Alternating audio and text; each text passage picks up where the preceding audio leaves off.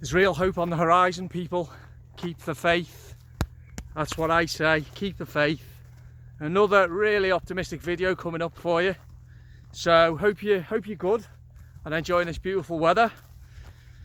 Me and Sarah got back from our 4-day stay in the Derbyshire Dales earlier today, and I've just set off on my daily walk.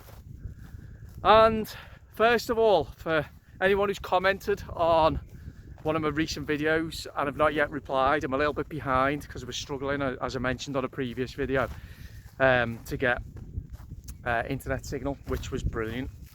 But I intend to reply by the end of today, so please don't think I'm being rude. Anyway, this is gorgeous. I mean, this is on my doorstep. As you know, I do a lot of walk and talk type filming outside around where I live. But the place that we've just been to, I mean, I don't know what perfection is, but I think I've just experienced something very close to it.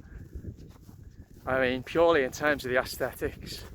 Oh my God, I mean, as I said on a previous video, this really is the most beautiful country to live in, particularly when the sun shines.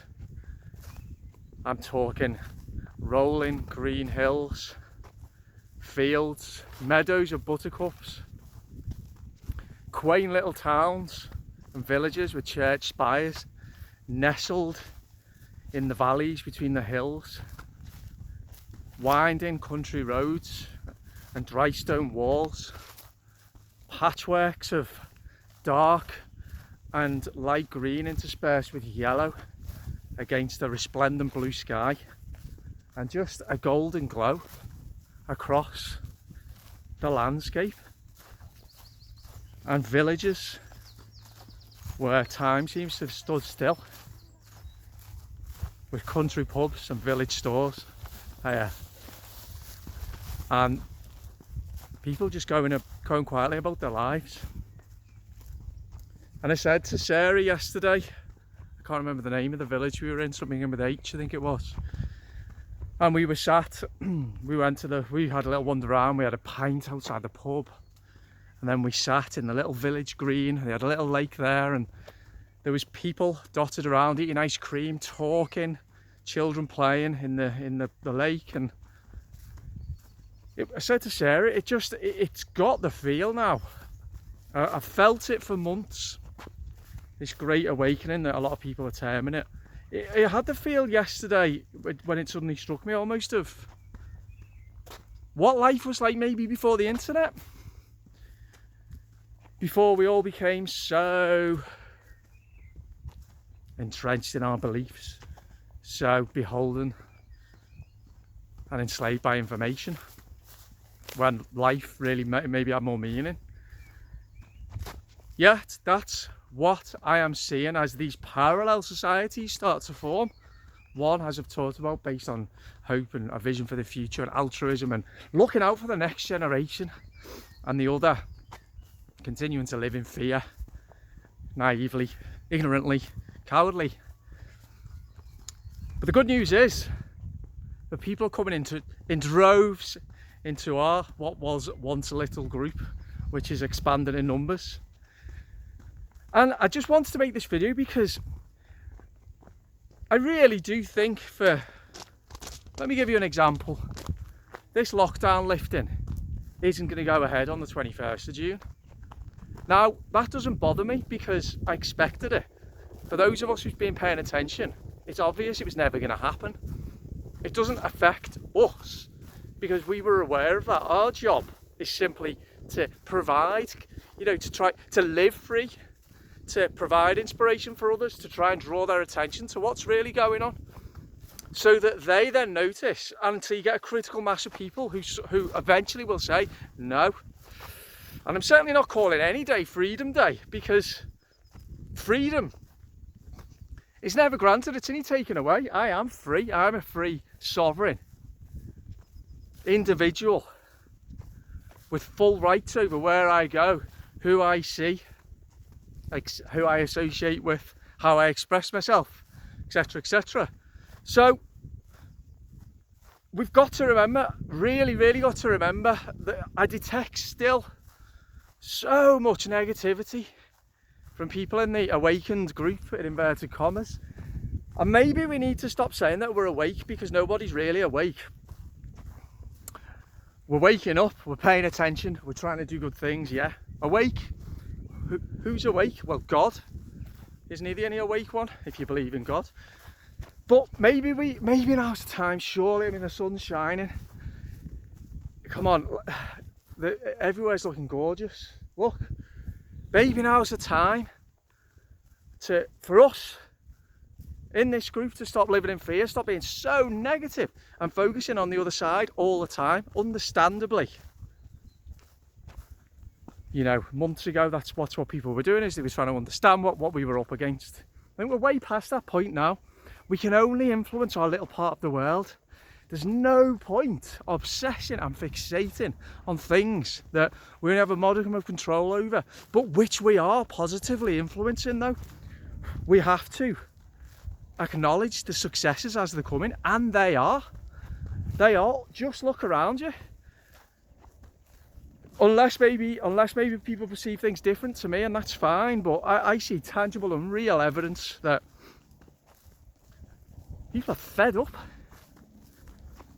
And not only that, fed up of being told what to do by jobs worked, by bureaucrats, by people who are dead inside.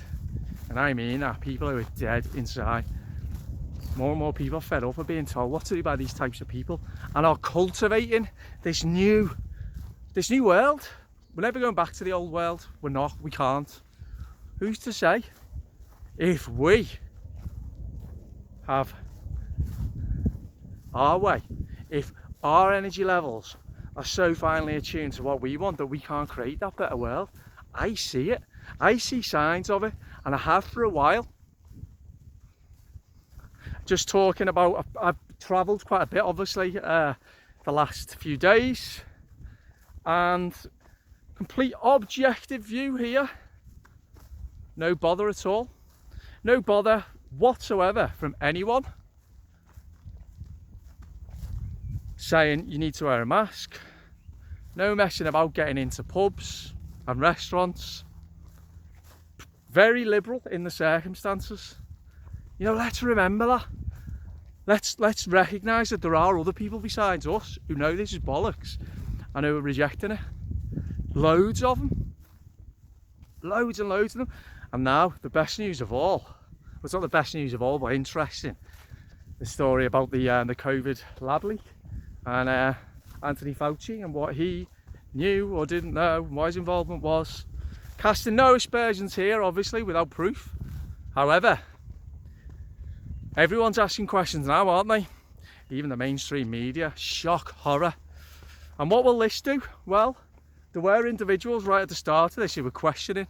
The name Donald Trump comes to mind, and I know he divides opinion, but he did question the provenance of this virus. Now, if we end up in a situation where, even if the notion that something happened that wasn't reflected in what we were told, then people are going to question everything, as they should. People are going to question everything they've been told. This is a situation where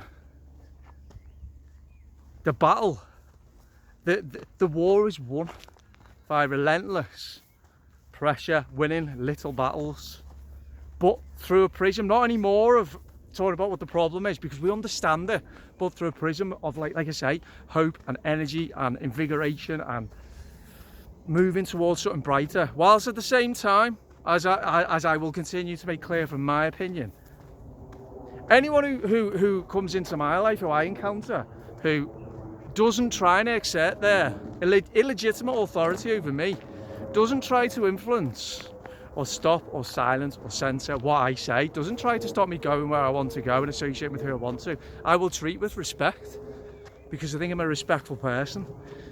Anyone who doesn't, on the other hand, and who does try to exert their illusion of what they think is their power, which is merely illusory over me, I won't respect. Check out the video I did saying my encounter with a tyrannical bus driver. That's fine. Let's keep holding people to account. Let's keep holding people to account, whether the government media, which is difficult, I know, incredibly difficult, but who we can hold to account are the little tyrants amongst us. The grassers, the snitches, the little bossy bureaucrats, the council employees and police who are going, imposing their own personal tyranny on people. These types of people, yes. But maybe sometimes it's not as bad as, maybe more people are on our side than we think. That's what I'm saying. Now there is something else happening as well. The Euros kick off, Euro 2021. Now whether you're a football fan or not, it is a fact that one of the very, very few things that can unite a nation is sport. Think of the Olympics 2012, and also cast your mind back to that incredibly hot summer we had 3 years ago, 2018. England got to the semi-final of the World Cup in Russia, and it was a magnificent month in this country. Not only the sun shone, but everyone stopped arguing about Brexit and just got on with each other. It was a lovely atmosphere, and then England got knocked out. It started pissing down with rain and everyone went back to arguing about Brexit again. Or, sorry, should I say, the Ramonas went about trying to sabotage Brexit again. Now, I've thought all along that a real trigger for a huge uprising, peaceful, maybe something unexpected. Now, it could be this. Hence why I want England to do well, and I do. For that reason, above all. Not even necessarily because, you know, I'm not bothered. Obviously I'm a football fan. I'd like them to do well, but they have a very good side and they could win it. They could conceivably win this. Now if the sun's shining, England are doing very well in this tournament. What's that going to do? I think that's going to foster a spirit of togetherness, of unity, and then where will that lead us? So that's something else to look forward to. Just to touch on one other thing as well, I think I talked before about the asking questions, and the I did a video called "Is the Science the New Religion in the West?" Check that out, I'll put the link in the description. I think just to round off now, what I've said all along is people need to start asking questions, and they are, and particularly around this obsession with the science. And I think that with some stories that are starting to emerge even in the mainstream media now, I can't see how people won't be taking a step back and be thinking, hold on a minute, something doesn't seem quite right here. You know, do we need to be so beholden to the science? Has even the science got us into this mess in the first place? Who knows? Anyway, so there's my message today. I'm just coming out onto the road now, so keep the faith, like I say. Look for the positives. There are positives. This isn't blind optimism, a naive blind optimism. I don't do that. I'm only optimistic when I feel optimistic.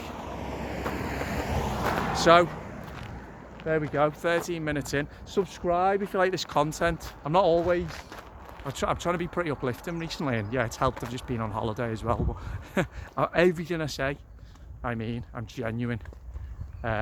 So if you like this type of content, sometimes I'm uplifting, other times I might be a bit angry. I always try and say something of value though. So yeah, like, give me a thumbs up, share with anyone who you feel may benefit from a bit of a pick-me-up. Hopefully this video acted as a bit of a pick-me-up. And subscribe to The Imperfect Individual, and I'll speak to you all soon. Okay, bye-bye.